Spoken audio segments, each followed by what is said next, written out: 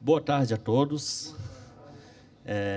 A nossa conversa hoje é sobre uma prática que eu costumo dizer que ela é o estado da arte do ponto de vista de gestão e de empresários que querem construir uma empresa grande, né? Que se inspiram em exemplos como o Thiago colocou agora do Michael Phelps, que sonham grande, e essa ferramenta ela nos ajuda a alcançar esse sonho grande. Tá? Alguém aqui já teve contato, já ouviu falar sobre a ferramenta dos OKRs? Não? Já? Thiago, sim? Perfeito. Eu queria começar a nossa conversa hoje falando um pouquinho sobre o conceito de estratégia. Estratégia mudou, né? Aquele conceito de estratégia que muitos estudaram e ainda é ensinado muito nos cursos aí de administração, da ideia da gente construir um plano de longo prazo, tentando prever todas as variáveis, né? Trago aqui o exemplo do modelo russo de planejamento. Esse modelo não existe mais. O mundo é muito dinâmico e o que está quebrando com esse modelo de pensamento é a questão da inovação. A inovação tem que ser testada, tem que ser prototipada. E nós não conseguimos prever, eu sempre faço a comparação com uma partida de pôquer, por exemplo. É muito difícil você planejar como que vão ser todas as suas jogadas, porque depende do cenário. A cada jogada o cenário muda. Como que eu vou fazer um planejamento hoje em dia pensando em 5 anos? Você deve ter uma visão, um direcionamento de longo prazo, mas você não consegue planejar de forma detalhada. No Vale do Silício tem um autor, Steve Blank, que ele comenta o seguinte: nenhum plano estratégico ou plano de negócio sobrevive ao primeiro contato com os clientes. No momento que você vai testar aquilo com os clientes, você vai aprender. E, baseado nesse retorno, você vai repensar a tua estratégia. E aqui ninguém está dizendo que o planejamento estratégico não é viável, que não faz mais sentido. Ele faz sentido, só a forma de trabalhar e planejar mudou.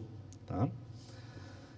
Hoje, a gente pode considerar que a estratégia como um plano estático não funciona mais. Né?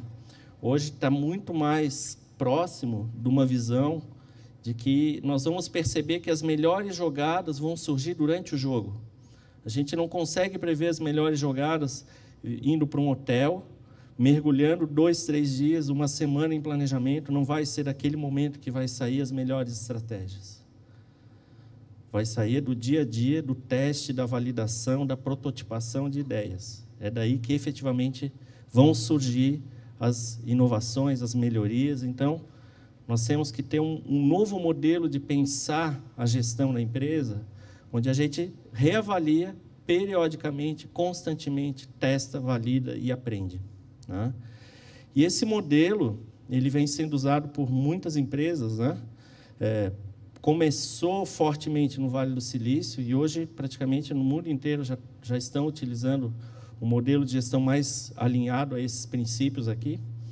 E o grande foco desse modelo é focar no resultado. E aí o Thiago apresentou um pouquinho meu currículo, eu, durante muito tempo, trabalhei com gestão de projetos, né? Buscando construir projetos consistentes, né, para grandes empresas, e planejando muito bem esses projetos, ajudando as empresas a realizar. Mas qual era o problema? O problema é que muitos desses projetos não deveriam nem existir. Eles eram conduzidos com excelência, mas projetos que não deveriam nem existir. E o que acontecia? Nós focávamos muito esforço e pouco resultado, muitas vezes. Nem sempre, mas acabava acontecendo. As empresas trabalhavam em projetos que não deveriam nem existir e conduziam com excelência esse projeto. Só que chegava na hora que ele ficava pronto, o retorno, às vezes, não era esperado. Então, entra a questão aqui da gente focar muito no resultado. E essa metodologia dos OKRs, ela tem esse DNA. A gente pensa, a gente tem todo o direcionamento para focar diariamente no nosso resultado. O que nós queremos alcançar. Tá? Falar um pouquinho sobre a história da metodologia. Ela surgiu numa das empresas que, enfim, é considerada uma um dos maiores cases aí, né, de tecnologia, uma empresa que há décadas ela é líder, né? Ela conseguiu inovar e se manter líder há muito tempo. E lá foi onde começou a experimentar esse modelo de gestão baseado em metas de curto prazo, né? Que são os OKRs. E de lá, um dos executivos ele passou a investir em várias empresas do Vale do Silício. Eu acho que ele investiu bem. Uma delas foi o Google, né? E várias outras lá da região. Ele começou a investir, só que ele colocava o seguinte: olha, nós vamos investir na sua empresa, o negócio é viável, interessante, mas nós temos um pré-requisito. O pré-requisito é vocês usarem nosso modelo de gestão, que eu quero acompanhar as metas de vocês. E dali, esse modelo começou a se consolidar. Durante muitos anos o Google utilizou e não abriu muito, ficou quase como um segredo interno deles. E com o passar do tempo começou isso a ser disseminado e hoje muitas empresas já vêm utilizando no Vale do Silício. Para vocês terem uma ideia, o Google tem num dos centros... Aliás, eu conheci a ferramenta lá dentro do Google, tá? Primeira vez que eu fui lá, eu achei muito interessante porque era nada burocrático, era muito... as pessoas se envolviam no planejamento, elas se engajavam, e isso eu achei muito interessante porque ele empoderava as pessoas que trabalhavam lá, né? E eles começaram a usar quando eles tinham 40 funcionários. Hoje eles estão com mais de 60 mil e a ferramenta de gestão ainda é a mesma, tá? Aqui é o nosso criador dos OKRs e aqui com Zuckerberg, né? Ele tem uma frase que é uma frase muito interessante, que ele fala o seguinte, ó: ideias são preciosas. Aqui ele faz uma crítica velada ao planejamento estratégico, né? Então, ideias são preciosas, mas é fácil a gente ter ideias, né? O difícil é executar, tirar do papel. Aí que está o problema. E a metodologia do OKR, ela surge exatamente para isso. Ela não vai nos ajudar a fazer um planejamento brilhante, mas ela vai nos ajudar a tirar o planejamento que nós temos do papel, a fazer cada colaborador das nossas empresas participar desse processo, ter metas, ter desafios, acompanhar e dar feedback semanalmente, né? Então, é um modelo de trabalho que ele cria um hábito. O grande desafio nosso, quando a gente fala em gestão, é criar um hábito de gestão. E essa ferramenta, ela nos dá esse hábito. Eu vou explicar um pouco mais em detalhes como ela funciona. Então, ela ajuda a transformar ideias em resultados. É para isso que ela existe, tá? Aqui algumas empresas que utilizam, né, que viraram cases aí de utilização dessa ferramenta. Então, o Google é muito tradicional, Intel, LinkedIn. Aqui do Brasil já tem algumas empresas utilizando, né? Nossa região lá em Santa Catarina, a área de tecnologia fortemente, mas hoje tem clientes da área de cosméticos, até de governo, utilizando essa ferramenta também. Não é restrita à tecnologia, mas começou lá. Muita coisa acaba surgindo, né, nesse ambiente de tecnologia e se perpetua em outras áreas depois. Queria primeiro explicar para vocês como que é a arquitetura dessa questão das metas, tá? Então, as metas, trabalhando com OKRs, essas metas elas estão distribuídas em 3 grandes níveis. Pensando numa empresa que trabalha de forma completa com essa ferramenta, com essa metodologia, essa empresa ela acaba tendo metas da presidência ou da diretoria, metas de todos os departamentos, e no modelo ideal, perfeito, todas as pessoas tendo as suas metas. E todas elas trabalhando de forma concatenada. Não são metas selecionadas de forma desalinhada, não. Elas vão cascateando e cada colaborador vai contribuindo com os objetivos da sua área e a sua área contribui com os objetivos da empresa. Então, a lógica que nós buscamos aqui quando trabalhamos com OKR é a empresa ter os desafios muito claros, tá? E como que funciona? Como que nós construímos os OKRs, né? O que quer dizer OKRs, em primeiro lugar? Quer dizer objetivos e resultados chaves. Objectives and Key Results. Então, quando nós falamos em objetivos, pessoal, nós estamos pensando objetivos de uma forma diferente. O objetivo aqui ele tem que inspirar. O objetivo ele tem que ser aspiracional. O nosso sonho grande tem que estar representado nos objetivos da pessoa, da área e da empresa. Então, a forma de escrever os objetivos já é uma forma mais descontraída, e ela utiliza muitas metáforas, brincadeiras, ela não é aquela coisa séria e formal. Então, primeiro tem que definir o meu objetivo, o meu sonho, né? Depois, eu tenho que ter um critério. Não adianta eu construir um sonho e não ter um critério para saber se eu cheguei lá ou não.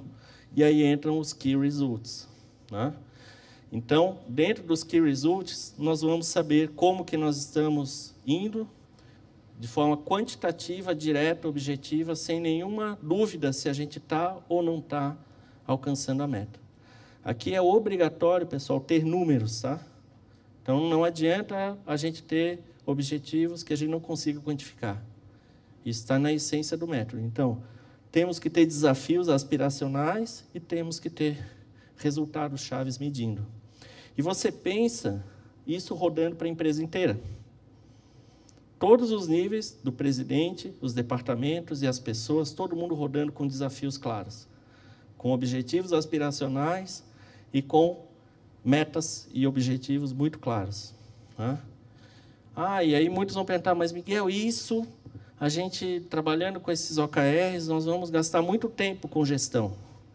Isso vai custar muito caro para a nossa empresa. Ninguém vai mais trabalhar, vai ficar todo mundo só trabalhando, reportando o andamento de metas e tudo mais.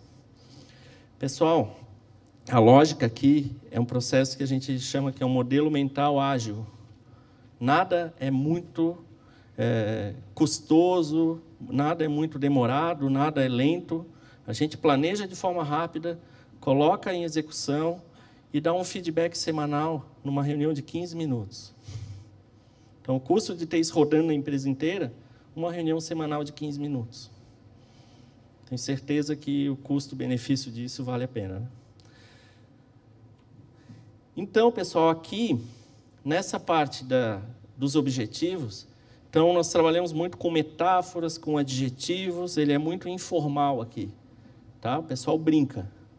Teve um cliente, uma empresa recentemente, que colocou... A área comercial deles era dividida em duas. Uma área comercial que prospectava, que abria os clientes, e outra que fechava os negócios. Vocês tiveram recentemente um evento que falou um pouco sobre isso também. E essa área que abria os clientes, ela criou um grande objetivo, que era cansar o diretor comercial. Por que cansar? Ela ia abrir tanto negócio que a outra área ia ficar cansada. Então, ela brincou, ela criou um objetivo brincando com a situação. Nossa meta, se o nosso diretor comercial se cansar de vender, a gente atingiu o nosso objetivo. Então, aqui a gente pode dar uma descontraída, não tem problema nenhum. E os Key Results, a gente vai ter que escolher os números que têm relevância dentro do objetivo, tá?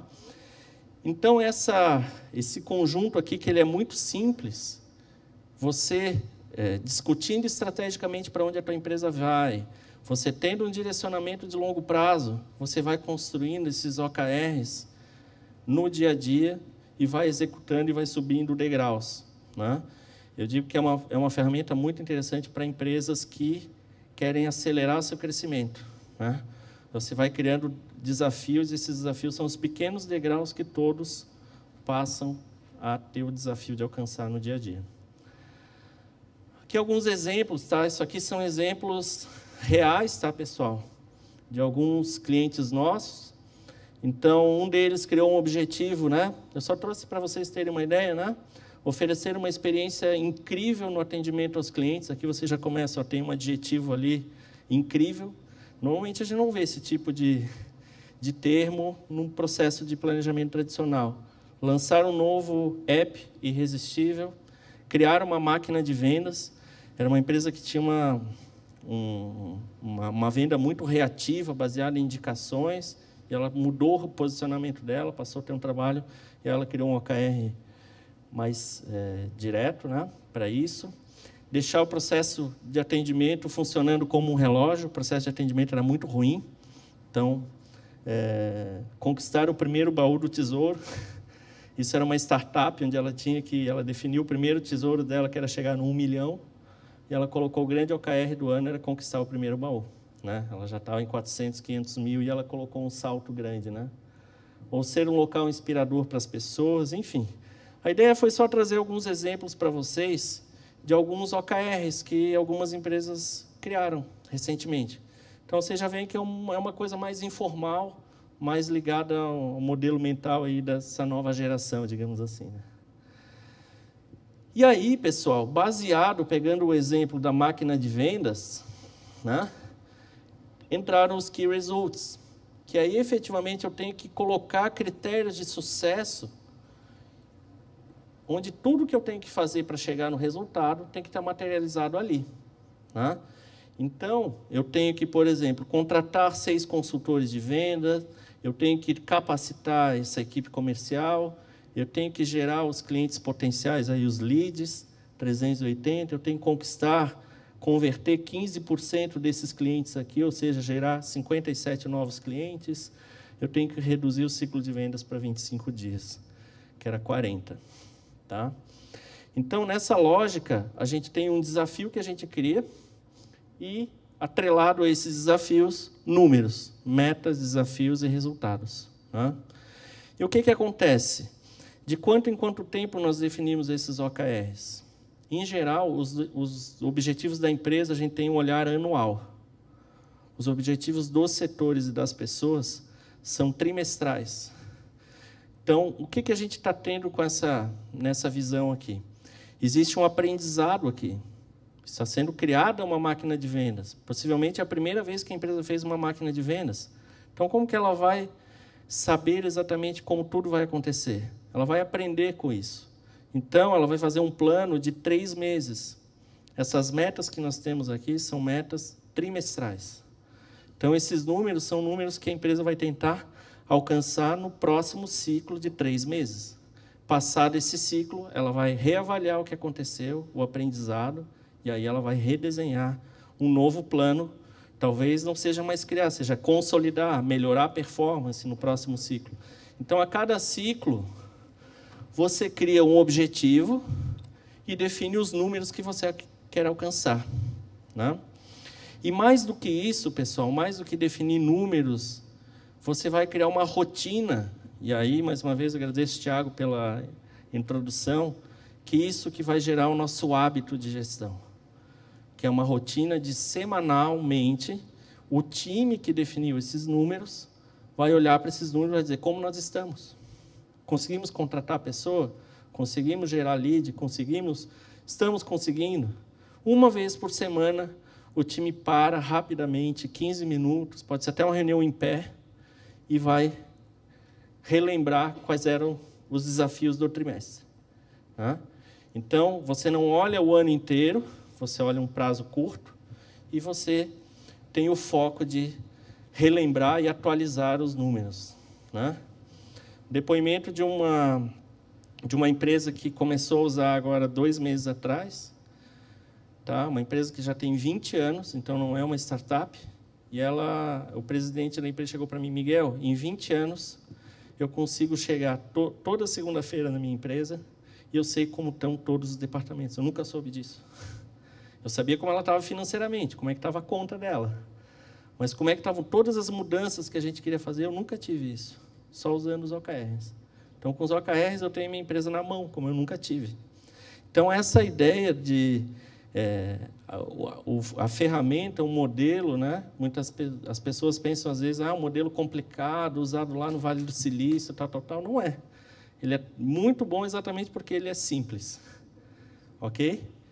Então, você constrói objetivos e define desafios.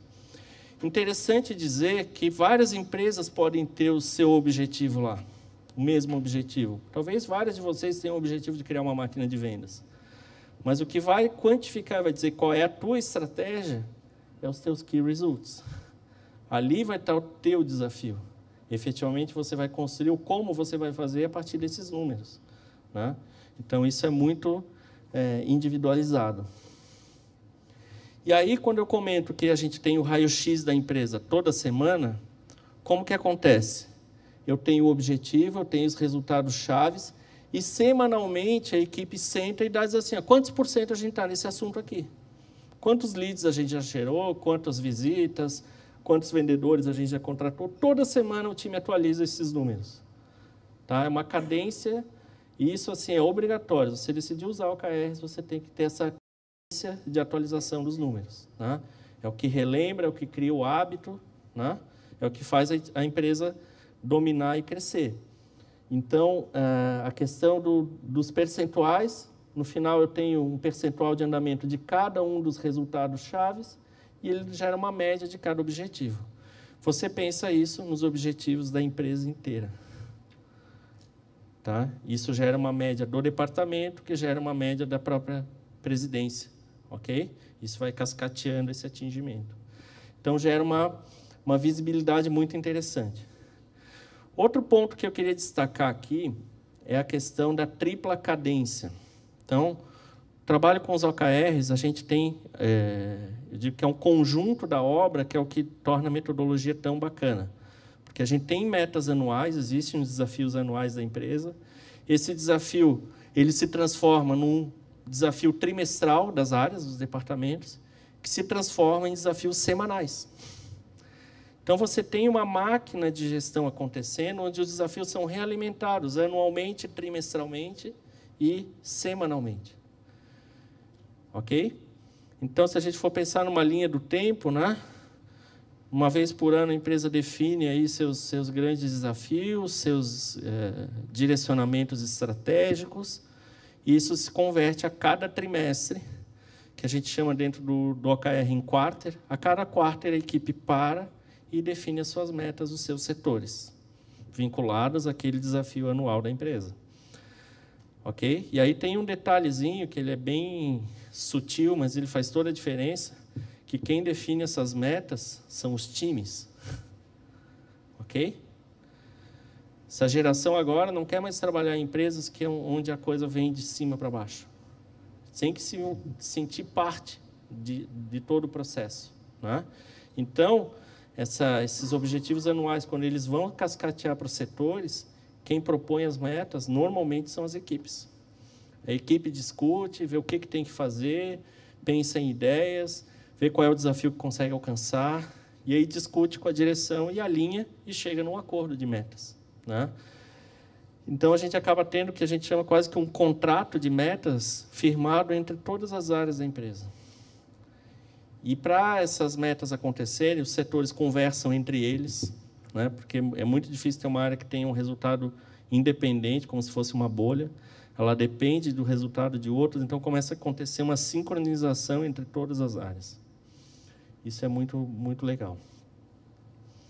Então, essa tripla cadência cria uma máquina de crescimento, né? A empresa inteira olhando as metas e alcançando isso semanalmente. Outro ponto importante, pessoal, é não adotar um modelo, né, que a gente comentava até no almoço, modelo de gerenciar metas baseado no como os bancos trabalham, ou como a Ambev e outras empresas que colocam uma pressão muito grande aqui. O foco, trabalhando com os OKRs, não é esse o objetivo. Tá? O objetivo é a gente construir os desafios e aprender com esses desafios. Ninguém vai ser crucificado porque ficou 10% abaixo da meta.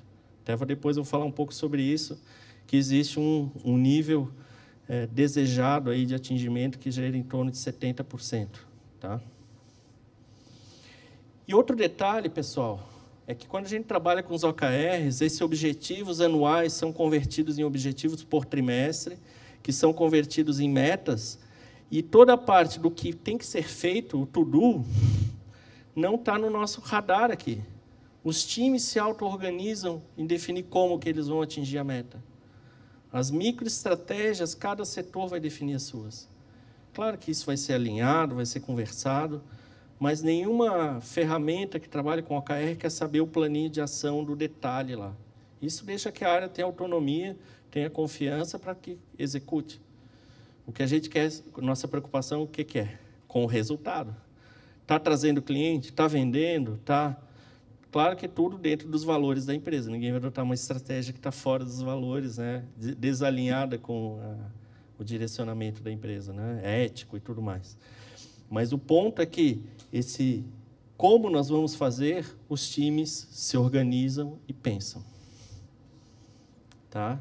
E isso algumas equipes no começo, elas estranham, porque elas nunca foram questionadas para pensar. Elas foram contratadas para executar. E a partir de um momento a gente começa a perguntar, pô, mas a gente tem um problema aqui, o que vocês acham? Como que a gente tem que resolver isso aqui? E às vezes fica um silêncio no começo, né? E aí daqui a pouco elas vão se ambientando com essa nova forma de trabalhar e alcançando metas e melhorando performance, tá? Pessoal, agora antes da gente dar sequência, até eu pedi para o Thiago me ajudar aqui, eu queria lançar um desafio para vocês. Eu queria que cada um de vocês pensasse e construísse um OKR para a sua empresa. Pensando num desafio de um trimestre, né? Pensando alguma questão importante para a empresa de vocês hoje, que vocês precisam tratar, resolver. Queria que vocês pensassem e construíssem um grande desafio e pensassem em métricas, né? Em key results, para monitorar, pensando efetivamente quais seriam os números que vocês gostariam de alcançar nesse trimestre. Vamos pensar aí, outubro, novembro, dezembro. Ok? Pode ser, pessoal? Um OKR por empresa? Maravilha? O modelo é mais ou menos esse aqui, ó. Então, um objetivo aspiracional com 2 a 5 metas, tá? Para o Q4. Podem ser, quem tiver mais de uma pessoa da mesma empresa, pode fazer em duplas ou em trios, não tem problema.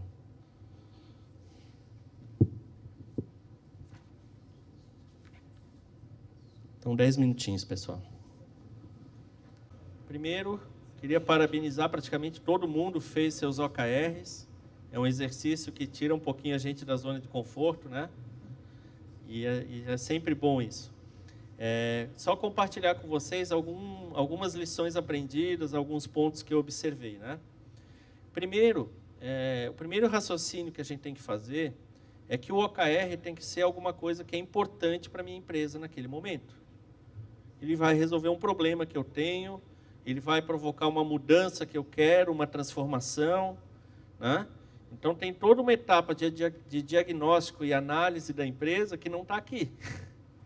Que isso é da experiência de cada um de vocês como gestores. Por isso que ele não é uma ferramenta para planejar, é uma ferramenta para executar, né? Então, você tomou a sua decisão de que pontos você quer transformar, você vai criar um objetivo de transformação para a tua empresa. E aí entra o primeiro ponto que eu observei.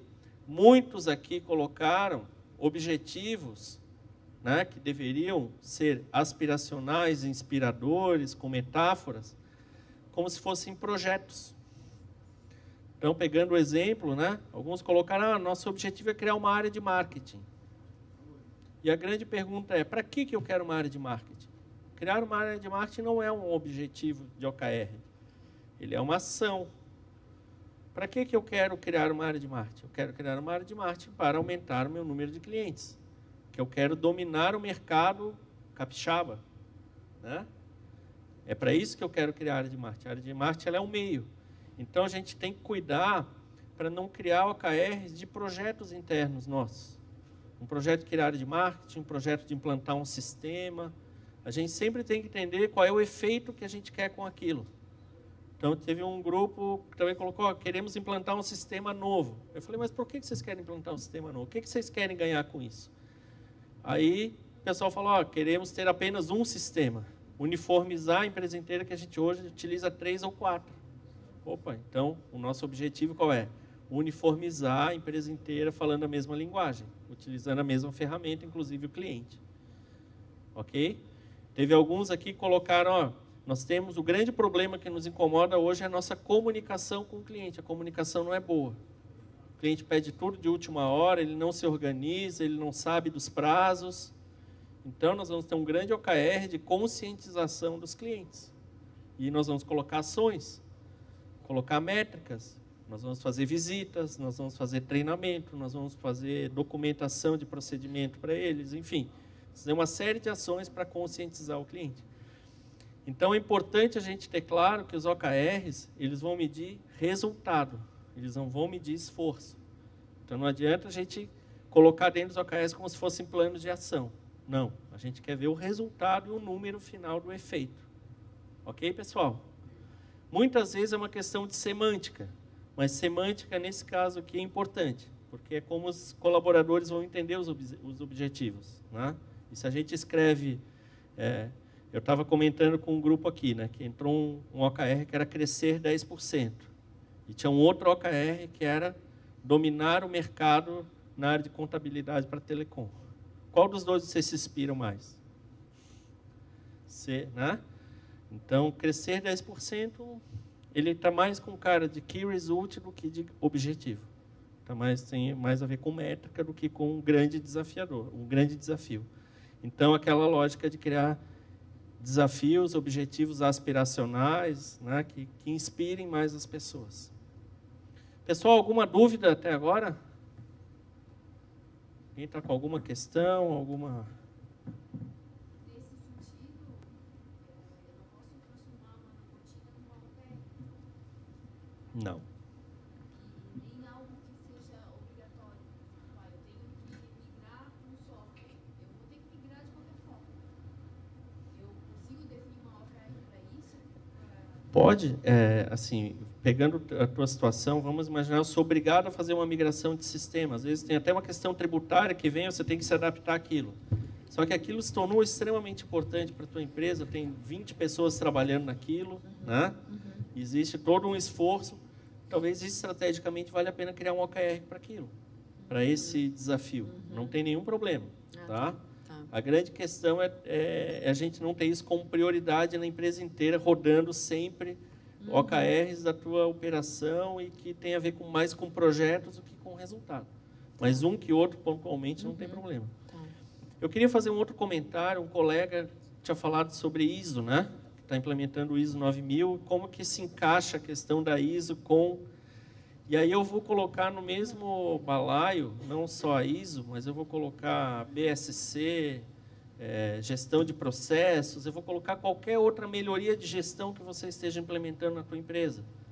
O OKR não é contra isso, muito pelo contrário. Se ter a ISO é importante na tua empresa, vamos criar um objetivo para a ISO e vamos criar métricas para que a gente acompanhe e que atinja resultados com a ISO. Que não seja só o objetivo de ter o certificado na parede. Então, vamos ver o efeito final que isso está gerando. Então, não tem nenhum problema colocar um OKR para um grande desafio que a empresa tenha ligado a uma mudança de gestão, como ISO, como qualquer outra ferramenta que ela vai implementar. E só mais uma coisa, o OKR, ele tem que ser a meta, né? Tem que ser atingível ou inatingível para o pessoal estar sempre correndo atrás? Tá. Boa pergunta. A questão do tamanho da meta, pessoal, é o seguinte. A ideia, a gente usa um termo que é metas elásticas. Então, a gente coloca a meta desafiadora, mas um pouquinho além. Porque um pouquinho além, o que quer dizer? É assim, no caminho normal, vamos supor, se eu me esforçando, eu vou conquistar 10 clientes para a empresa no trimestre. Mas vamos colocar um esforcinho a mais, vamos buscar colocar 14 clientes. Porque a gente tem condições de chegar em 14. Se a gente se esforçar, se a gente colocar energia, a gente vai chegar em 14. Mas se chegar em 10, a pessoa não pode ser crucificada. Entendeu? Então, a lógica arrisca, mas não crucifica que se der errado. Deixa as pessoas errarem. Eu gosto muito de uma analogia que a gente faz com relação ao Michael Schumacher. Você imagina o Michael Schumacher, piloto lá, querendo ser campeão mundial, e aí chegasse o chefe da equipe e falasse assim, olha, se tu bater com o carro, tu tá demitido. Ele nunca ia ser campeão mundial. Entendeu? Então, aqui, deixa as pessoas quererem ser campeão mundial, e se não chegou lá, paciência, vamos ver o que a gente aprendeu e vamos tentar melhorar. É uma mudança de... Por isso que eu digo que não é modelo banco, modelo Ambev. É claro que se você vê que faltou esforço... Mas você não vai ver no final, você vai ver durante. Tá. Você vai ver semana a semana. Você está vendo que a coisa não está andando. Você tem que ver energia, tem que ver empenho, né? Então, vai muito além. O que eu quero dizer é que o OKR não é uma forma disfarçada de achar uma forma de cobrar as pessoas. Não é isso. Tá? É uma forma de fazer a empresa inteira andar na mesma direção e você dar ritmo para tudo que está acontecendo. Tá? Tem gente querendo usar isso para controlar, e eu falo, cara, aí você vai para outro modelo, não é o OKR. Entendeu? O OKR conseguiu fazer, pessoal, como o Google, uma empresa de 60 mil pessoas, cada departamento pensando de forma empreendedora. Entendeu? E se fosse para ter controle, é claro que se a pessoa não atinge metas continuamente, não se esforça, não se dedica, não está alinhada aos valores, mas não é por causa do OKR que ela vai sair, é um conjunto da obra. Tá? Ia falar alguma coisa? Não? Tá. Pessoal, mais alguma questão? Alguém tem alguma dúvida? Quer compartilhar alguma situação? Não? Tranquilo? O que eu gostei é que teve bastante OKR, muito diverso. Teve mais coisas para a área comercial, todo mundo quer vender mais nesse momento que a gente está vivendo, né? Mas teve coisas de comunicação com o cliente, questões de reorganização interna, de entrada em mercados novos, enfim, teve bastante, eu achei bem interessante, foi bem rico que surgiu o OKR de várias frentes, aí, de organizar a casa, organizar a bagunça, né? Mas teve bastante, foi bastante diverso aqui, de organizar os processos, enfim, teve de várias frentes, tá? Maravilha.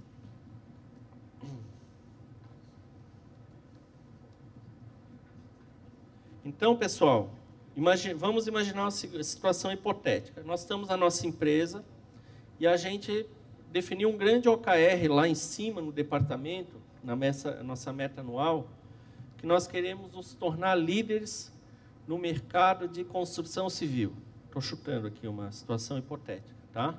Nosso objetivo no ano, a gente já tem lá uns 30, 40 clientes nessa área, mas a gente sabe que o mercado é de 200 empresas na nossa região. A gente quer se tornar líder nesse ano. Ok? Então, eu tenho um grande desafio, que é me tornar líder em um segmento naquele período. Tá? Aí, nós vamos, dessa meta anual, nós vamos planejar o primeiro trimestre. Então, nós vamos chamar todos os setores e apresentar esse desafio. Pessoal, ó, o nosso desafio é esse. Nós queremos nos tornar líderes. Para isso, a gente vai ter que prospectar 400 empresas, a gente vai ter que fazer 20 eventos, a gente vai ter que fazer isso, vai fazer aquilo. Você vai apresentar o seu desafio anual da empresa. E aí todos os setores vão conhecer o grande desafio, ou os grandes, você não precisa ter um só, tá? Você pode ter 2, 3 OKRs da empresa como um todo. Os setores vão entender, vão discutir, vão tirar dúvidas, e aí a gente vai fazer o planejamento de cada setor individualmente, alinhados ao OKR da empresa, e cada setor vai construir um OKR para si mesmo. Só que o horizonte passa a ser de 3 meses. Ok? Então, ó, o desafio da empresa é esse, mas nesses 3 meses a gente vai se comprometer com esse objetivo e com essas métricas. Então, trimestralmente. Tá? E aí começou a rodar. Semanalmente, os times se reúnem em reuniões de 15 minutos, que a gente chama reunião de check-in, né? E os times alinham, fazem uma reunião em pé, fazem toda uma discussão do como foi a semana, o que deu certo, o que deu errado, qual o número que alcançaram, e atualiza o andamento da meta, toda semana. Então, nós temos 12 reuniões dessas no trimestre. Toda semana recalibrando e lembrando, né? A gente falava no almoço do modelo que tem, por exemplo, Alcoólicos Anônimos, que sempre relembra da pessoa, daquelas questões. Isso aqui, ele segue um modelo similar. Ele relembra toda semana. Então, ele relembra toda semana. Nossa meta é essa. Como que eu estou? Nossa meta é essa. Como que eu estou? Ele vai relembrando. Ele tem um poder que eu digo... Não sei se foi um bom exemplo, mas enfim. Mas ele reclamou que você olhou para ele. Não, eu olhei para ele. Porque a gente falava sobre isso no almoço. Desculpa. Foi nada pessoal. Pessoal, então, ele cria essa disciplina de relembrar toda semana qual é a meta, né, a realinhar. E o detalhe é o seguinte, terminou o trimestre, a gente faz um grande evento com todos os setores, para cada um discutir, apresentar como que foi o trimestre, o que deu certo, o que deu errado, e a gente replaneja o próximo trimestre. Então, a gente vai trabalhar ondas de setores trimestrais. Se não cumpriu a meta, tem que justificar, explicar o porquê. E aí, só que a grande questão é que não tem surpresa que não atingiu a meta. Se não atingiu, a gente vai ter acompanhado isso ao longo do tempo, pouco a pouco. Não vai ter surpresa no final, não atingimos. Não. Se você, vamos pegando um exemplo ali dos seus OKRs, né? Se eu não estou buscando parceiros, não estou fazendo pesquisa, não estou visitando empresas, não estou prospectando, não adianta que vai chegar no final do trimestre, a fusão não vai acontecer. Se não, entendeu? Isso vai aparecendo ao longo do tempo. E aí tem ferramentas que nos ajudam. Tem softwares de OKR, são em geral, até o valor dessas ferramentas é bem barato, o investimento que você faz, e elas vão te dizendo toda semana com uma corzinha, verde, amarelo, vermelho, então você sabe toda semana como as coisas estão. Chegou no final, vai concretizar, e é claro que ninguém quer ficar mal, né? Então, os setores que atingem a meta, ninguém quer ficar. Começa a criar até quase que uma competição saudável. Todos os setores querem atingir suas metas e alcançar. Agora, não atingiu, vamos discutir o porquê, vamos tentar de uma forma diferente. Segundo trimestre, não atingiu de novo. Terceiro trimestre, não atingiu. Aí o problema está claro. Não, a ideia não é fazer não é para isso, não é o modelo Ambev, né? Mas talvez seja mais um elemento desse sopão aí que pode ser que aconteça. Né? E o do contrário também, né? Ótimos resultados, ótimas estratégias, ótima execução, pode fazer a pessoa crescer. Mas não é culpa ou mérito do OKR, é do trabalho e do resultado que cada um está gerando. Tá bom? Ele vai ser só a ferramenta de visibilidade. Então, essa tripla cadência, pessoal, cria um motor de trabalho, crescimento, desafio e atingimento de meta muito forte. Cria empresas de alto crescimento. Então, se alguém está satisfeito com o cenário atual, não precisa pensar em OKR, está tudo bom. Mas quem quer melhorar, quer crescer, e se quiser crescer de forma acelerada, a ferramenta pode ajudar bastante. Tá? Vamos lá. Então, próximo ponto, comentar com vocês um pouco dos valores do OKR. Então, ele é mais do que uma planilha com metas. Tá? Ele tem alguns princípios que é importante a gente ter claro para que a gente tenha o máximo de resultado. O primeiro, pessoal, é que ele define prioridades claras, ele dá foco para a empresa. Então, quando eu peço para vocês selecionarem alguns desafios, não são 20 desafios. Normalmente, a gente começa com 2 desafios da empresa e 2 desafios de cada setor. São poucos. Não adianta dizer que você tem prioridade se 20 coisas são prioridade. Então, nenhuma é prioridade. Então, quando trabalha com OKR, a gente força uma reflexão tanto da empresa como de todas as áreas, que é a reflexão da prioridade. Qual é a questão que a gente tem que trabalhar agora? Né? Que vai nos ajudar a chegar na nossa visão, na nossa missão lá em cima, no nosso propósito. Mas a gente tem que ter poucos objetivos. A ideia não é que tenha muitos. Tá? Então, foco é um princípio importantíssimo dentro do trabalho com os OKRs. Tá? A outra questão, pessoal, é que é um capítulo à parte. Nós não tínhamos combinado, eu e o Tiago, mas o Tiago falou da questão do hábito, agora eu vou entrar um pouquinho nisso, que é a questão da disciplina. Né? E aí eu vou falar um pouquinho muito do nosso modelo mental do brasileiro. A gente é muito bom em começar, a gente é muito bom em ideias, a gente é super flexível, mas a gente não é muito bom em levar as coisas à frente. Né? Como diz o Kennedy, essa palavra acabativa, né? Nós temos muita iniciativa. Mas o ponto é o seguinte, se você quer trabalhar e ter resultados de médio e longo prazo consistentes, a disciplina é fundamental. Não adianta você dar um soluço e virar 2 noites trabalhando. A síndrome do estudante aqui não funciona bem, aquela de estudar um dia antes da prova. Aqui estudar um pouquinho todo dia. Tá? Então, a disciplina, ter o acompanhamento regular aqui é fundamental.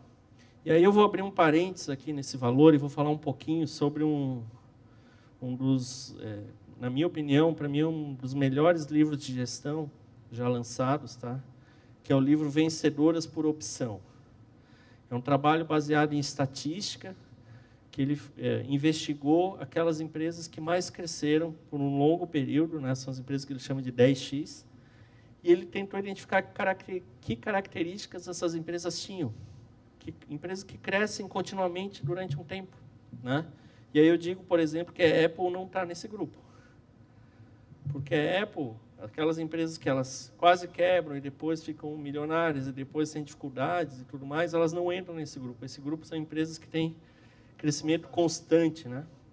E aí ele começa a entender como que essas empresas conseguiram, ao longo do tempo, superar contratempos, incertezas, crises, e mesmo assim sair bem e mais forte ainda do outro lado. Né? Empresas como Microsoft, Intel, enfim. Então, essas empresas é o que ele chama de empresas 10X. Qual é a conclusão dele, né? A principal mensagem do livro é que essas empresas elas não venceram por nenhum outro motivo que não seja a disciplina. Ele percebeu no DNA dessas empresas uma forte disciplina em levar as coisas à frente. Ou seja, empresa que tem acabativa. Né? Então, essa opção ela se materializa numa série de coisas. Né? E tem uma história que ele conta que eu acho fantástica, queria compartilhar com vocês também, que é da Marcha das 20 Milhas. Fala que acho que é no início do século passado, eles tinham um desafio de chegar no Polo Sul. E duas equipes, foi feito quase que uma competição, uma equipe britânica e uma equipe nórdica da Noruega. E as duas equipes adotaram estratégias completamente diferentes. Né? A britânica, ela adotava uma estratégia seguinte. Primeiro dia, deu sol, está um tempo bom, a gente vai andar o máximo que a gente pode. No segundo dia, o tempo está ruim, nevasca, chuva, frio, a gente vai ficar mais recolhido e a gente vai guardar energia para o dia que der para andar, a gente vai andar o máximo que a gente pode. Então, às vezes, ficar 2, 3 dias sem andar, e num dia andava 80 milhas, no outro dia andava 30, no outro dia andava 10, e ele ia nesses solavancos assim até o final. E a equipe nórdica, que tinha uma disciplina muito forte, ela adotou a seguinte estratégia: 20 milhas por dia. 20 milhas por dia. Primeiro dia, 20 milhas. Estava chovendo, frio, eles se mataram para fazer as 20 milhas. Segundo dia, 20 milhas. Estava o tempo bom, eles poderiam andar 50 e 60 e depois descansar. Não, mas eles adotaram essa estratégia. Boa ou ruim, né? A equipe das 20 milhas teve uma produtividade imensamente superior e chegou bem antes do que a outra. Tá? Então, o que ele traz como mensagem dessa história é que as empresas que têm essa disciplina de continuamente trabalhar fortemente nesses desafios diários e mantendo a constância, elas vão melhor do que aquelas empresas que fazem os seus grandes energias, né? Aquelas empresas gerenciadas na crise. Né? Agora a gente tem um problema, ataca aquilo. Aí resolve e aí depois não melhora nunca mais, fica 10 anos do mesmo jeito. Né? Então, essa lógica de você criar empresas que cresçam, que evoluam, que tenham disciplina, é o que faz a diferença e cria as empresas 10X. E aí, aqui é só um parênteses, eu queria só compartilhar algumas coisas que eu achei interessante. A primeira coisa, que ele traz alguns mitos, coisas que a gente acha que é verdade, e normalmente não é.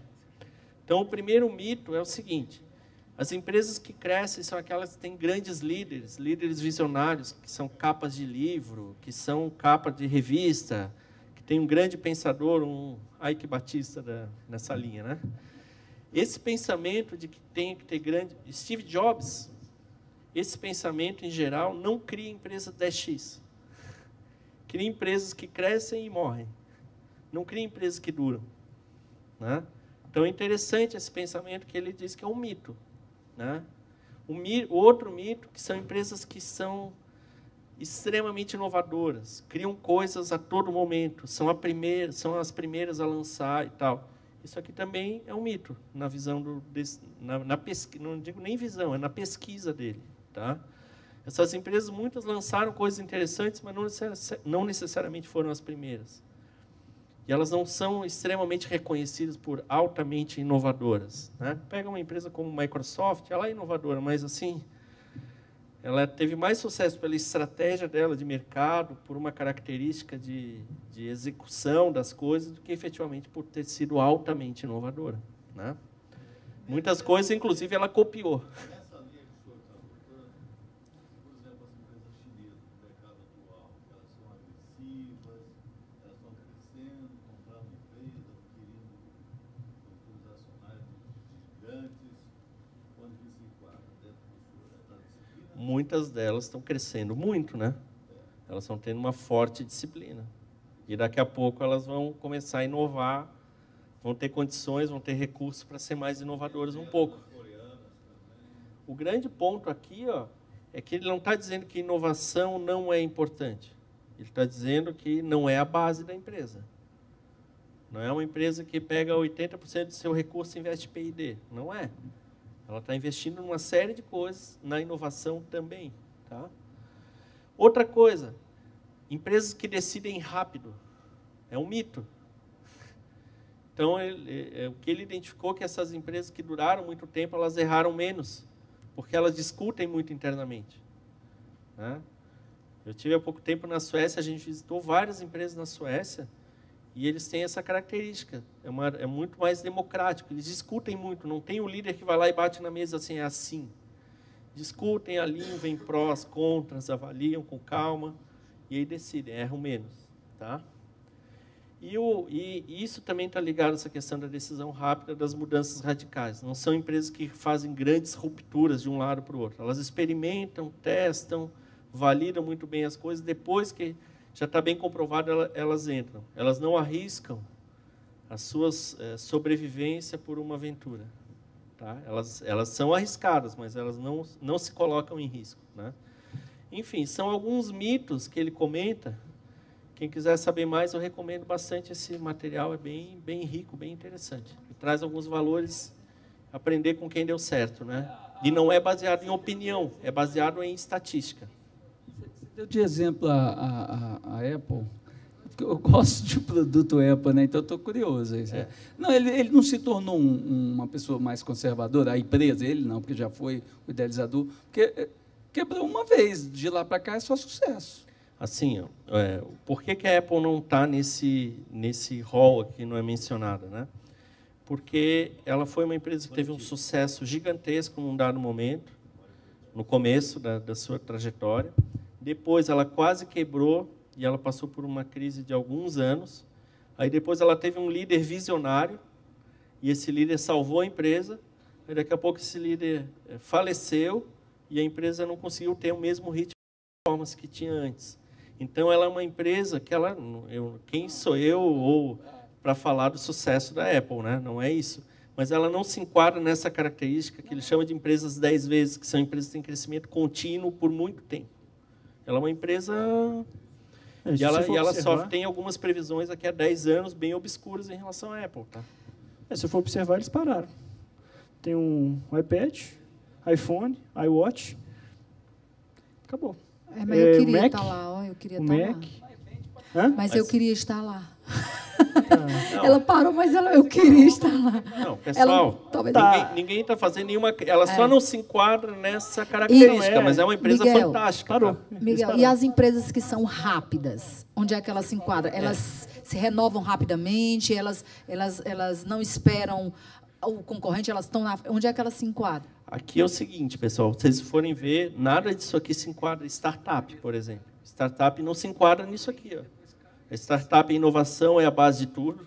Normalmente tem um líder que tem que ser bem visionário, tem que ser um cara que apareça, tem que ter... Né, ele tem que tomar decisões e mudanças radicais. Então, isso aqui é para um estágio de empresa consolidada. Essa visão aqui, entendeu? Então, startup está fora. Tem empresas que realmente têm que ser completamente diferentes disso aqui. Mas aqui ele analisou empresas que cresceram muito por muito tempo. Tá?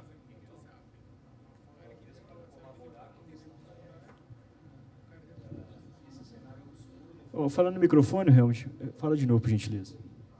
Talvez para colaborar com a questão da Apple, esse futuro obscuro ele provavelmente se dá pelo fato de hoje a Apple ser uma empresa de um produto só. No momento em que o mercado parar de absorver o produto iPhone como hoje absorve, os demais produtos da Apple não representam 20% do faturamento. E esse é um cenário de muito risco. E esse livro, pelo que você mostrou, ele apresenta empresas que têm estabilidade e baixo risco. Né? E esse cenário que a Apple tem hoje é altíssimo risco. Né? Vamos ver, o futuro vai dizer, né? Se ela pode ser que ela vire uma dessas empresas, se ela conseguir. Pode ser, né? Mas hoje ela não está nesse rol. Tá? Quantos anos Quantos anos uma empresa precisa ter para ser considerada startup ainda? Porque você começou a palestra falando que 5 anos, por exemplo. Até comentei aqui com o meu amigo Marcelo, WhatsApp.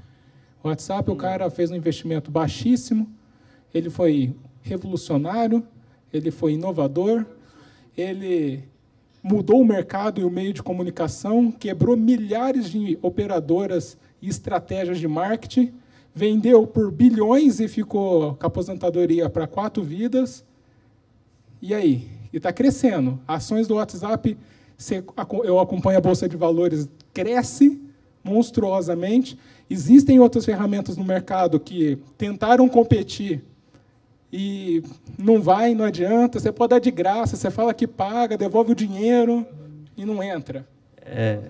Essa discussão do que é uma startup, ela é uma discussão que dá para a gente ter horas, né? Mas eu gosto bastante do conceito que fala que startup é uma empresa em busca de um modelo de negócio. Se a empresa não achou o seu modelo de negócio ainda, ela é uma startup. Entendeu? Então, ela está pivotando, ela está testando coisas, está desenvolvendo produto, está experimentando. Às vezes, eu tenho um cliente nosso em Floripa que ela a gente chama pivotar, né? Cada teste é uma pivotada. Ela já pivotou 9 vezes. Ela já tem 7 anos. Tem um investidor bem forte por trás mantendo, né? Mas ela ainda é uma startup. E tem uma outra empresa que participou da incubadora lá. Em 6 meses, ela já achou o modelo de negócio dela, já tem cliente, já está escalando, ela já não é mais uma startup. Então, não tem a ver com o tempo de vida, tem a ver com a maturidade do teu modelo de negócio. Miguel, só não é descortando, não, porque o Helmut aqui, vocês que entendem muito tecnologia, eu sou curioso e um consumidor. Mas como eu fiquei fora aí um tempo e eu fui na loja da Apple umas 10 vezes, é impressionante na hora que você vê a jovem de 12, 13, 8, 20... Na hora que chega e compra um produto, cara, fica brilhando o olho, vai lá para o canto. Eu ficava olhando, que eu fiquei lá umas 2 horas, umas 4, 5 vezes. É um negócio impressionante, que você não vê em outro lugar. Você vê alguém comprar um negócio... O jovem, ele fica maluco. Não é o jovem só, não. Eu também, tá? Eu já tenho 50 aí. Não, tu é jovem. Relativamente. Marcelo, é uma empresa fantástica, né? Não tem um case que não tem como discutir, né? Aqui, o único ponto é que ele não é uma 10 vezes, né? Eles ainda são disruptivos, são foda ainda, né? Sim. Mas e o próximo passo, né? Tem previsões bem obscuras, tá?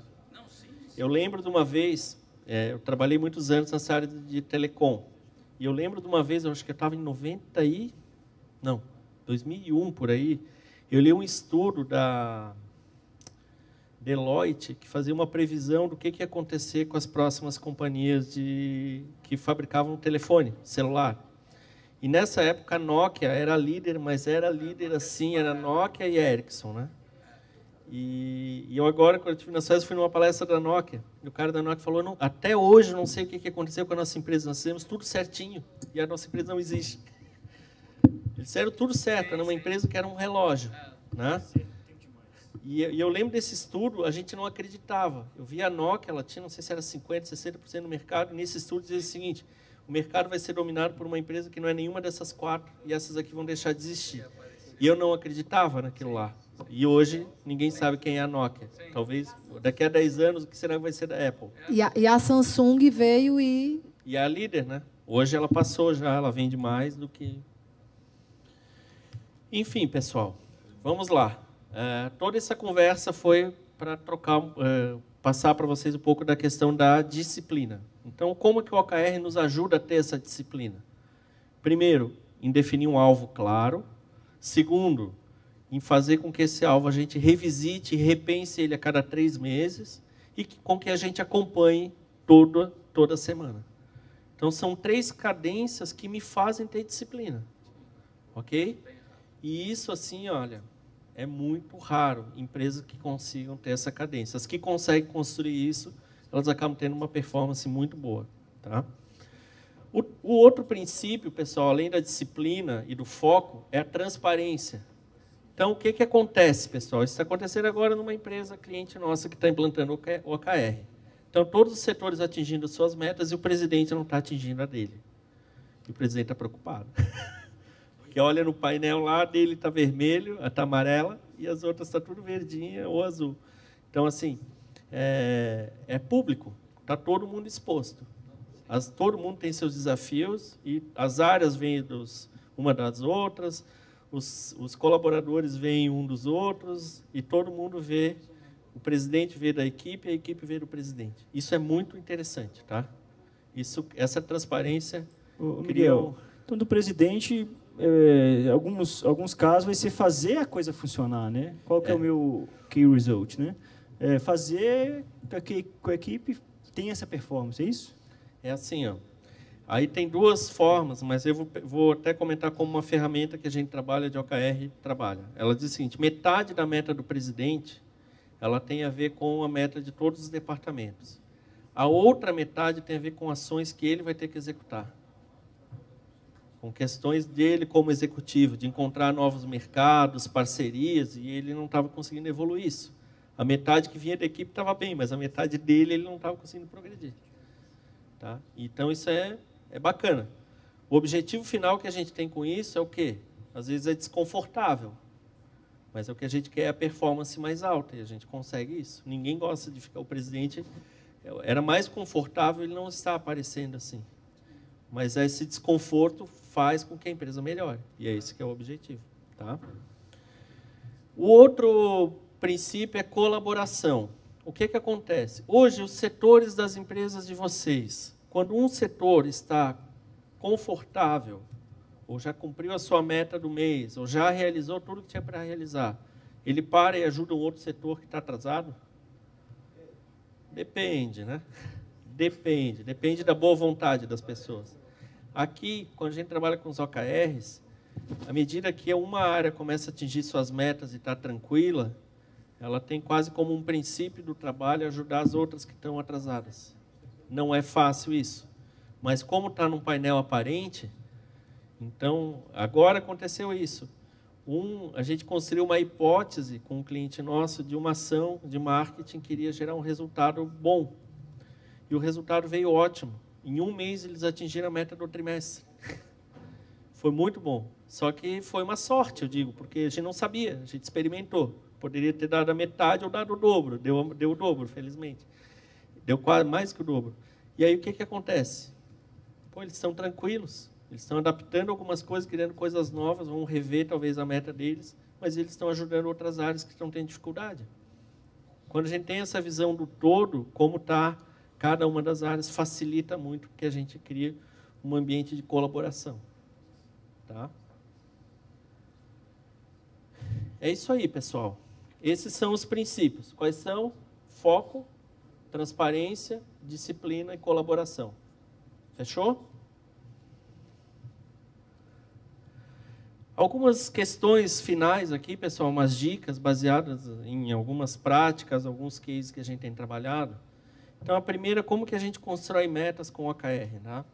Então, tem uma ideia geral, quando a gente olha o todo, algumas metas são top-down, vêm de cima para baixo, mas elas são a minoria, são menos da metade. A maioria das metas vem de baixo para cima.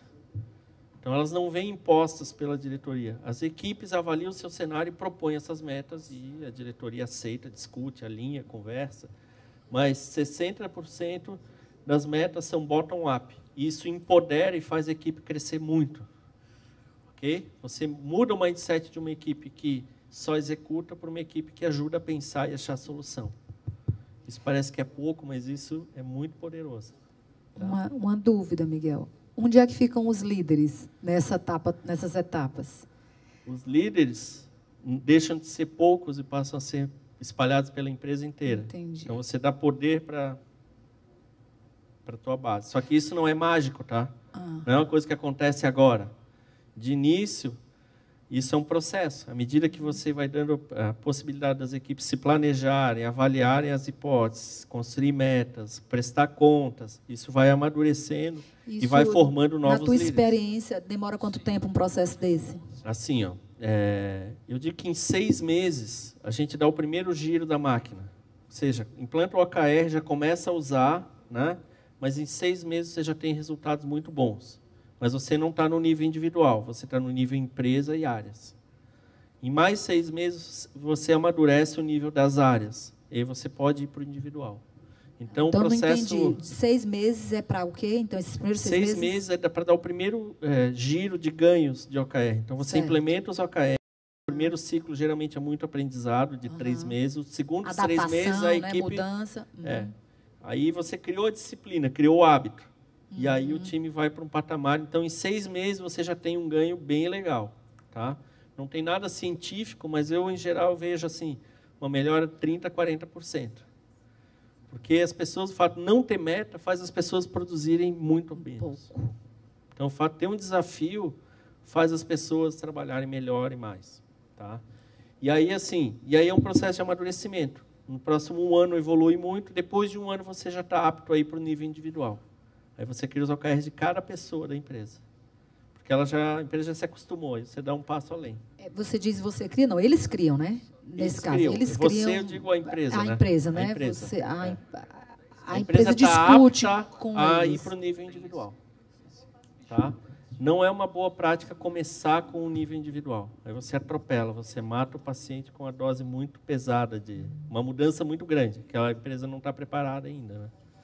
Então, Miguel, como se trabalha o retorno quando essas metas são alcançadas? Quando são alcançadas? Como se trabalha o retorno? Eu vou combinar contigo, tu aguarda um slide.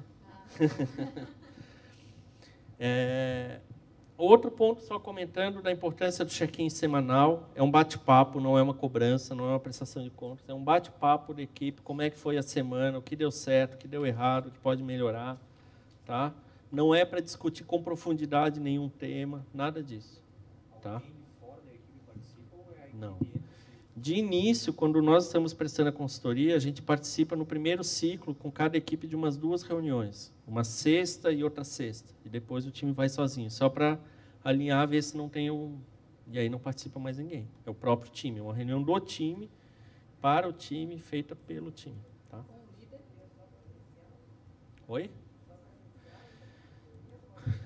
No primeiro ciclo de montagem dos OKRs e colocar para rodar nas equipes, é presencial. Depois, o time anda sozinho, a gente só participa das reuniões trimestrais, aí pode ser remoto. Tá? Mas o primeiro ciclo é bom que seja presencial, porque tem um fator todo de convencimento e comunicação com as pessoas, que é bom que seja olho no olho. Né? Tá? Aí entra a tua pergunta, tá?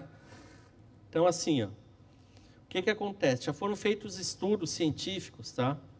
De quando você vincula muitas questões financeiras ligadas aos OKRs, isso foi feito lá no Vale do Silício, a performance cai.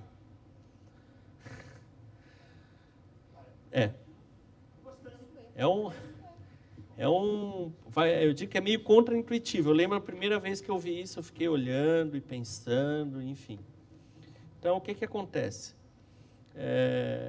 O fator financeiro, ele muitas vezes, é a lógica que tem aqui, ele tem que vir muitas vezes do resultado do todo. Tá? Então, no momento quando você começa a criar incentivos pontuais, tanto para punir como para premiar, vinculado aos OKRs, a experiência foi péssima. Então, você elogia e você remunera conforme competências e conforme resultado do todo, não conforme ao atingimento das metas especificamente. Tá? Então, essa é uma verdade que, pessoal, foi tese de doutorado já. Então, entra muito na questão, assim, quando eu falei aquele exemplo do Michael Schumacher, né? Então, não atingiu, não vai ser demitido, não arrisca. Né? E se atingiu, parece que nunca é o suficiente. Então, Miguel, tem outros mecanismos de premiar e remunerar, mas não necessariamente vinculado à meta exclusivamente. você falou que você premia e recompensa com base na competência toda e no resultado todo. Assim, ó, aí entra numa área que, inclusive, não é a minha área, tá? Isso é uma coisa mais de gestão de pessoas. Mas, assim, tem uma linha de pensamento hoje que está vinculado à performance da empresa como um todo, que gera o gatilho para dar a remuneração variável. E aí isso, quando vai para o variável, tem uma questão de trabalho em equipe, de feedback 360 graus, de performance. E não pode trazer isso tudo da empresa se a pessoa melhorou as competências dela ao longo do tempo, se ela investiu na carreira, se não investiu, se ela trouxe inovação, se não, enfim, é uma série de outras coisas que eu não posso trazer tudo isso e colocar no OKR, entendeu? Então, isso... Está diretamente vinculada, mas como o resultado vai ser positivo, automaticamente na avaliação de cada um vai ser... Mas aí tem a ver com a performance como um todo dela, entendeu? Às vezes a pessoa atingiu a meta do OKR, mas ela trabalha de uma forma totalmente desalinhada aos valores da empresa. Ela não vai continuar. Então, não é resultado a qualquer preço, entendeu? Então, a lógica aqui, assim, quando coloca valor, atingiu o OKR, você ganha um bônus de R$10.000, não aumenta a performance. Ou não atingiu o OKR, demite também, não aumenta a performance. Então, a ideia, a recomendação, não vincule nada financeiro a isso. É um processo de uma forma de trabalhar diferente. Tá bom? Pessoal, mensagem final aqui. Vamos devagar porque temos pressa. Eu acho que é um grande recado para quem trabalha com OKR. É esse, da gente dar os primeiros passos, começar o trabalho e ter a disciplina. A médio e longo prazo você pode criar uma empresa incrível. Tá? Não tem mágica, mas com disciplina a gente chega lá. É isso aí. Pessoal, quem quiser saber mais, tem alguns links aqui, tem bastante material, tá? Eu também tenho alguns conteúdos, quem tiver interesse. Está aqui o meu e-mail, tá? Miguel@valoricompetência. Oi? Vou deixar aqui só mais um pouquinho. Aqui, pessoal, é um material que abre vídeos, o pessoal do Google abrindo toda a casa deles, explicando como que eles trabalham com os OKRs em todos os departamentos, tá?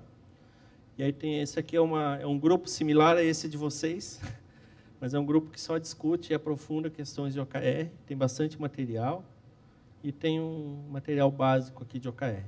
Em português ainda tem pouca coisa, tá, pessoal? Tem alguns e-books, mas como é um assunto muito novo, que está meio que explodindo recentemente, tem pouco material ainda, publicações formais aí nessa área. Tá bom? Meus contatos estão aqui, tá, pessoal? Aqui é o site da nossa empresa, meu e-mail miguel@valoricompetência, também estou nas redes sociais, aí, LinkedIn, enfim. Quem quiser manter o contato, estou aí à disposição. Queria agradecer o convite, tá, Thiago? Muito bacana, gostei muito de conhecer aí a instituição, tem gente até da nossa terra. E queria agradecer, muito bacana mesmo, e a gente fica à disposição aí, para continuar trocando ideias sobre OKR e sobre outros assuntos de gestão. Tá bom? Valeu.